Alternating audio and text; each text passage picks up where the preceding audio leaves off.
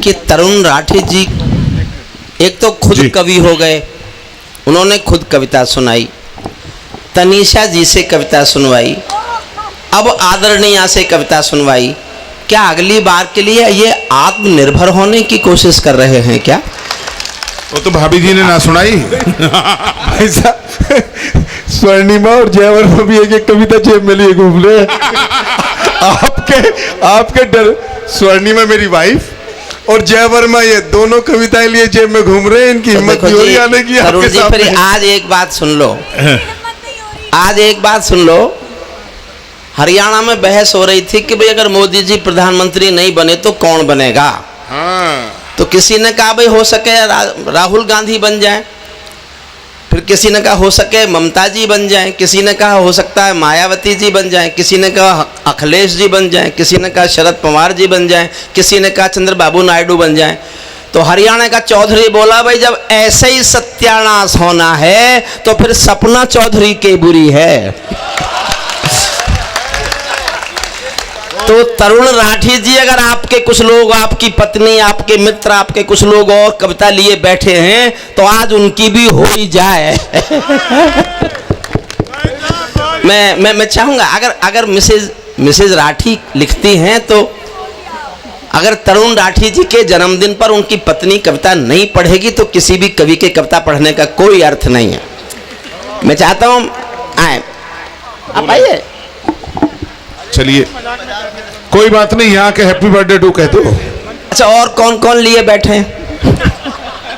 वो पब्लिक में ही कई लोग नहीं, चलिए जो एक तो ये लाइट बंद कीजिए। एक ये कुर्सी बेटा ये रोक दो, तो मुझे ये कुर्सी उठानी शुरू कर दी है। नहीं कोई नहीं कुर्सी उन्हें उठानी है, जिनका काम ऐसे भाई से वो पीछे। बस मैं एक आज्ञा चाहता हूँ, एक आज्ञा। मेरे से गलती ये हो गई कि मैंने सारे वो कवि बुला लिए जो मुझसे ज्यादा जमते हैं, वरना मैं इनको नहीं बुलाता, ऐसे ऐसे कवि बुलाता जल्दी जल्दी निपट जाते, उनको आप सुनते नहीं, फिर मैं ही सुनाता आपको।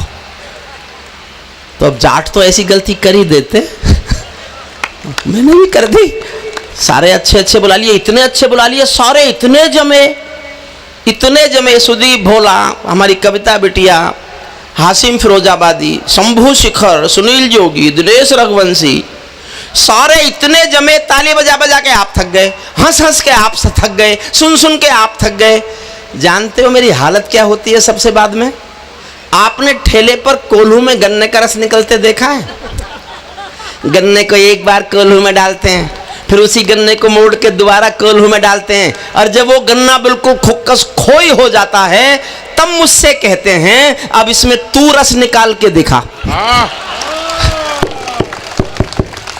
मैं नींबू फंसा के कोशिश करता हूँ जी। देखिए, मैंने पहले भी आज्ञा मांगी थी, गढ़ कार्यक्रम किया था। मेरी कमर में थोड़ी प्रॉब्लम है, पिछले दिनों बीमार हुआ था।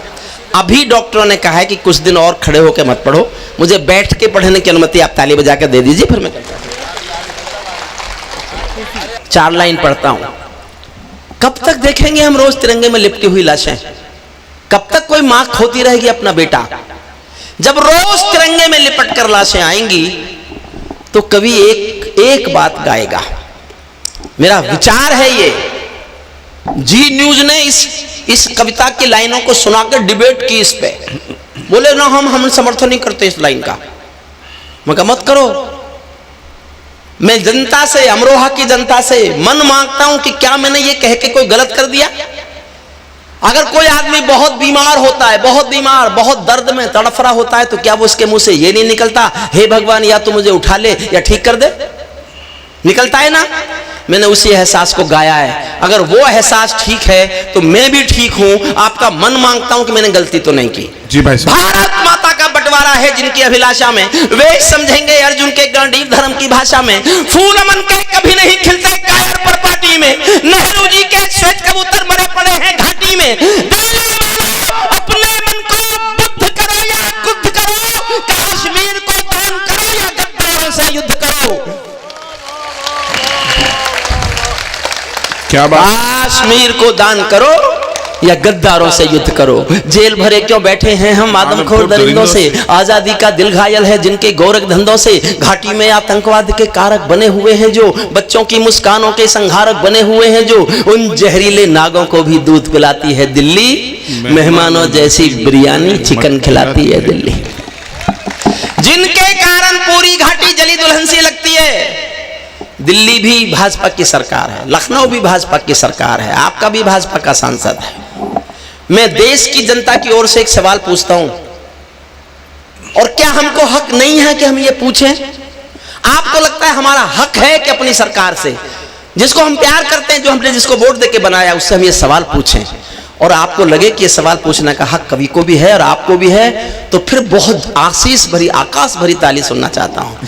जिनके कारण पूरी घाटी जली दुल्हन सी लगती है, पूनम वाली रात चांदनी चंद्र ग्रहण सी लगती है, जिनके कारण माँ की बिंदी दाग दिखाई देती है, वैष्णो देवी माँ के घर में आग दिखाई देती है, उनके पैरों बेड़ी जकड़े जाने में देरी क्यों है? उनके फन पर एड़ी रगड़े जाने में देरी क्यों है? उनके फन पर एड़ी रगड़े जाने में देरी क्यों है? कश्मीर में एक विदेशी देश दिखाई देता है। मैंने कानून पढ़ाया है 39 साल, 32 साल मैंने संविधान पढ़ाया है, 32 साल। कोई नेता, कोई प्रवक्ता सीना तान कर चैनल्स पर एक बात क्यों नहीं कहता? वो कहते हैं नहीं मानते भारत का संविधान, थूकते हैं संविधान पर, जलाते हैं संविधान को, तिरंगे को जलाते हैं, तिरंगे को फाड़ते हैं, संविधान को मानते ही नहीं है। तो कहने की हिम्मत करो कि तुम संविधान को नहीं मानते, तो संविधान में ही है 370, फिर 370 भी खत्म। बहुत अच्छे। जब संविधान का कोई तुम्हारे लिए अर्थ नहीं है, बढ़िया बात, तो 370 तो संविधान में ही है। या तो संविधान को मानो तो 370 की बात उठाओ, और जब तुम संविधान को ही नहीं मानते, कोई नहीं कहता कि फिर 370 किस बात की। माफ करें मुझे, प्रसंग से अलग बोल रहा हूं। मैं 28 साल से कश्मीर पढ़ रहा हूं, 22 जिले कश्मीर में, केवल 3.5 जिलों में समस्या है। 18.5 जिलों के एक भी व्यक्ति ने आज तक अलगाववादी नारा नहीं लगाया, अलग देश नहीं मांगा, संविधान नहीं फूंका, तिरंगे झंडे को आग नहीं लगाई। 18.5 जिलों में केवल 3.5 जिलों में अनरेस्ट है, और उन 3.5 जिलों में भी केवल 15%। मैं उन 15% की आइडेंटिफिकेशन भी बता सकता हूं, लेकिन मंच से बताना उचित नहीं है। कौन है वो लोग? अब ये समस्या केवल एक मजहब की अलग राष्ट्र मांगने की है, बाकी और कोई समस्या है ही नहीं। एक मुट्ठी भर लोग, और एक जर्नल मेरे साथ थे डिबेट में टेलीविजन पर, उसने कहा पवार साहब अपने ज्ञान ठीक कर लो, अब समस्या 3.5 जिलों में नहीं है, केवल 2 जिलों में। 1.5 जिला शांत कर दिया है हमने, 1.5 जिले में अब कोई आतंकवादी नारा नहीं लगता।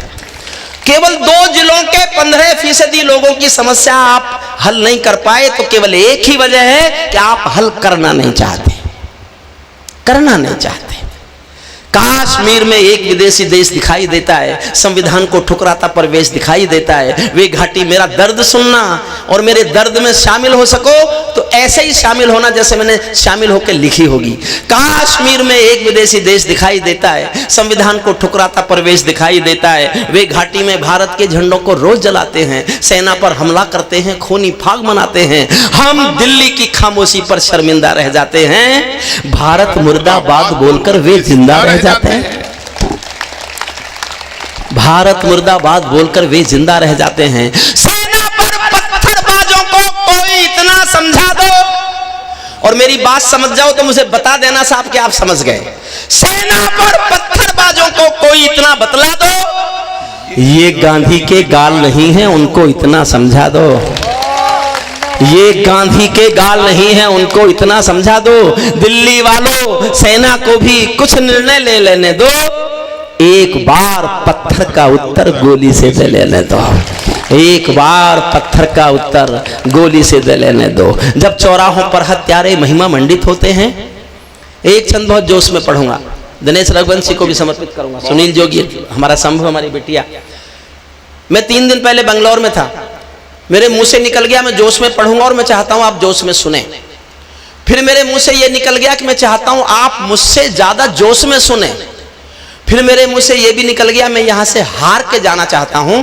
तो यहां ये होना है कि मैंने जोश में ज्यादा पढ़ा या आपने जोश में ज्यादा सुना, और मैं चाहता हूं कि आप जीते और मैं हार जाऊं। मैं वहां से हार के आया हूं, मैं अमरोहा से भी हार के जाना चाहता हूं। मेरा एक छंद सुनना, मैं चाहता हूं आप जीते जोश में सुनने में और मैं हार जाऊं पढ़ने में। यही मेरी जीत होगी, ये राठी जी का मुझे दिया हुआ पुरस्कार होगा। मन से सुनना। जब चौराहों पर हत्यारे महिमा मंडित होते हो, भारत माँ की मर्यादा के मंजर खंडित होते हो, जब कृष्ण भारत के नारे हो गुलमर्गा की गलियों में, शिमला समझौता जलता हो बंदूकों की नलियों में, तो केवल आवश्यकता है हिम्मत की खुददारी की, दिल्ली केवल 2 दिन की मोहलत दे दे तैयारी की, सेना को आदेश थमा दो घाटी गैर नहीं होगी, जहां तिरंगा नहीं मिलेगा उनकी खैर नहीं होगी, जहां तिरंगा नहीं मिलेगा। कमाल है। जहां सल्यूट करता हूं आप जीते और मैं हारा साहब, यही मेरा पुरस्कार है आज की रात का अमरोहा की जनता से। भाई साहब कमाल। जहां तिरंगा नहीं मिलेगा उनकी खैर नहीं होगी। बर्मा बांग्लादेश तलक सीमा पर ऐठे रहते थे और हमारे नेता चूड़ी पहने बैठे रहते थे। दिल्ली डरी डरी रहती थी पाक चीन की बॉर्डर पर, सेना बांधे हाथ खड़ी रहती थी किसके ऑर्डर पर। दुनिया को एहसास कराओ हम निर्णय ले सकते हैं, मोदी जी का जन्मदिन सुनना।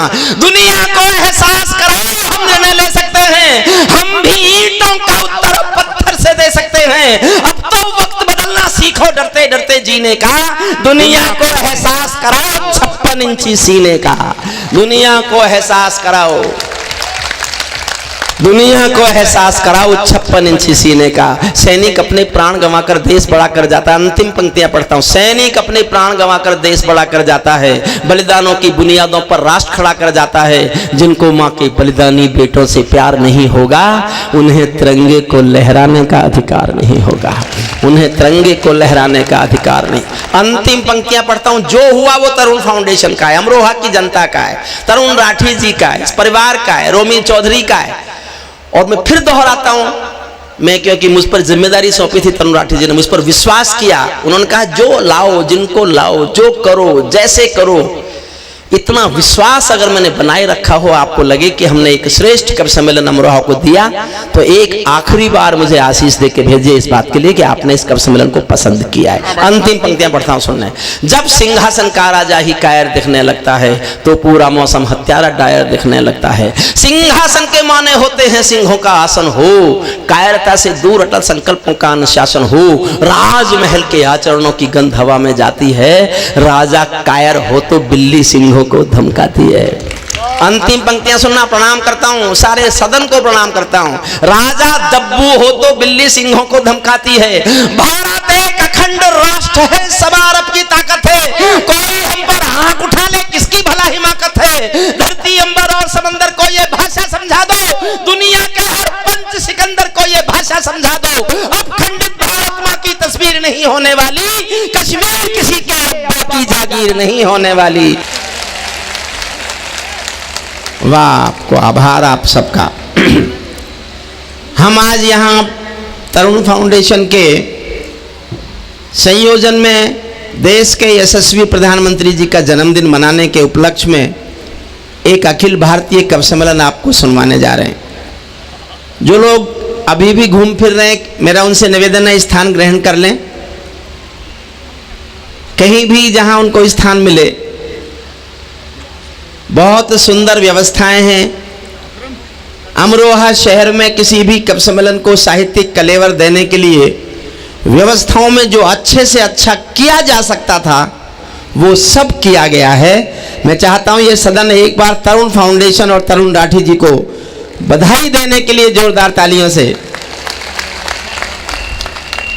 अब आप विश्वास कीजिए, आपको ना भाषण सुनना मिलेगा, आपको केवल कविताएं सुनने को मिलेंगी।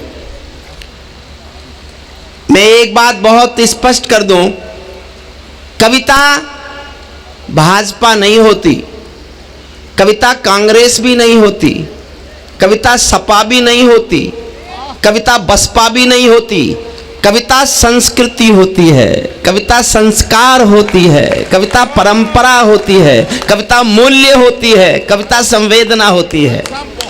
और कोई भी हिंदी के साहित्यकारों का कवि सम्मेलन किसी राजनीतिक दल का अधिवेशन नहीं होता, लेकिन देश के यशस्वी प्रधानमंत्री जी के जन्मदिन के उपलक्ष्य में है, तो मैं चाहता हूं एक बार आकाश भर तालियां मोदी।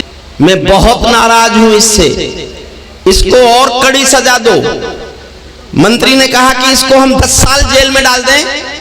राजा बोला नहीं, बहुत गुस्सा हूं, और कड़ी सजा दो।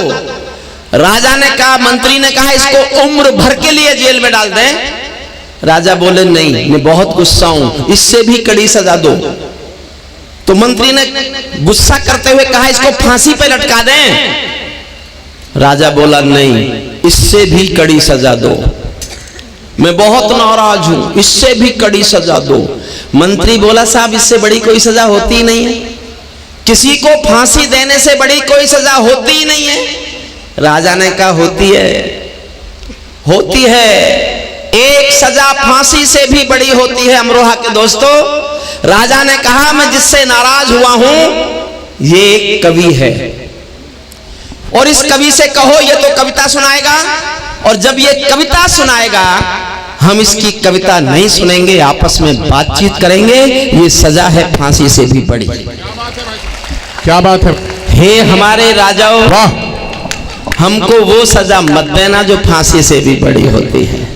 बस मैं कहूंगा कि डूब कर कुछ सुनो और सुनकर गुनो, मन मिलाओगे तो मन से जुड़ जाएंगे, वरना हम हैं परिंदे बहुत दूर के, बोलियां बोलकर अपनी उड़ जाएंगे। आदरणीय पाठक साहब हमारे बीच हैं, मुख्य अतिथि नागर साहब हमारे बीच हैं, बालियान साहब, मलिक साहब, तरुण राठी जी, आदरणीय मुखर्जी जी, जो लोग समय से आ रहे हैं, मैं उनके सामने सर झुकाकर प्रणाम करता हूं, क्योंकि उन्होंने भारतीय परंपरा को बनाए रखने में सहयोग दिया है। कमाल भाई साहब, कमाल। ये भारत की परंपरा है कि समय पर मत जाओ, और ये सोची समझी रणनीति है भारत की। अमेरिका में वर्ल्ड ट्रेड टावर पर जब हमला हुआ, भारत के लोग मरे ही नहीं, क्योंकि टाइम पर वहां कोई था ही नहीं। मैं उस दिन समझा कि हम देर से जाते क्यों है किसी भी कार्यक्रम में। जो अभी अभी आ रहे हैं मैं उनको बता दूं, मैं अंतिम कवि हूं। अभी कुछ लोग यहां भी बैठेंगे। मैं प्रेस के भाइयों का स्वागत करता हूं, जो भी प्रेस के मीडिया के हमारे मित्र हैं, हम वो आए हैं, हम उनका बहुत बहुत स्वागत करते हैं।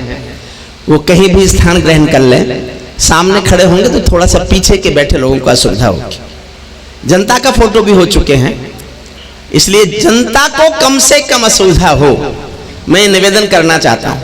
हमने कोशिश की है देश का वो हर कवि इस समय जो जिनके दिल में देश धड़कता है, वो हास्य में लिखे तो, गीत में लिखे तो, ओज में लिखे तो, जिनके दिल में केवल देश धड़कता है, जिनके सामाजिक सरोकार देश हैं, उन सब कवियों को तरुण राठी जी के निर्देश पर तरुण फाउंडेशन के इस महती आयोजन में बुलाया जाए। इसलिए जो अच्छा लगे वो तरुण फाउंडेशन का है, तरुण राठी जी का है। कवियों का निश्चय मैंने किया है, कहीं भी कोई भी कवि लगे उसका जिम्मेदार मुझे माना जाए, और मैं उसकी सजा भुगतने को तैयार। विजय पाठक जी को कोई ट्रेन पकड़नी है, मेरा उनसे निवेदन है कि उस ट्रेन को वो कल की पकड़े।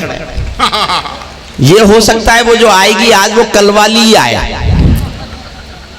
हम चाहते हैं पूरा, हमारे मुख्य अतिथि हैं, पूरा कवि सम्मेलन सुन के जाएं। जब राजनीति के लोग किसी साहित्य के मंच पर आ जाते हैं तो हमारा गरिमा बढ़ती है, हमारा गौरव बढ़ता है, और हम उनसे कुछ कह सकते हैं, कुछ गिले कर सकते हैं, कुछ शिकवे कर सकते हैं। और पाठक जी, विधान परिषद में आपको कभी इतना कष्ट नहीं हुआ होगा जितना हम कष्ट आपको चाहें तो पहुंचा भी सकते हैं, लेकिन हम नहीं पहुंचाएंगे। आज हमारे अतिथि आप पुलिस अधिकारियों से, जो पुलिस के लोग हैं, मेरा उनसे निवेदन है आप भी कहीं बैठ जाएं, सारी व्यवस्था हमारे ऊपर छोड़ दें, कोई व्यवस्था आप मत बनाइए। जिस दिन कवि सम्मेलन की व्यवस्था पुलिस बनाने लगेगी उस दिन कवि सम्मेलन समाप्त हो जाएंगे। कवि सम्मेलन संस्कृति की आवाज है, कवि सम्मेलन हमारी सभ्यता के शंखनाद हैं, हमारे मुशायरे, हमारी कविताएं। हम कोशिश करते हैं अपने देश को, मोदी जी ने स्वच्छता अभियान चलाया, हम भी कविता के माध्यम से देश के साहित्यिक प्रदूषण को मिटाने की कोशिश में कविताओं का पाठ करते हैं।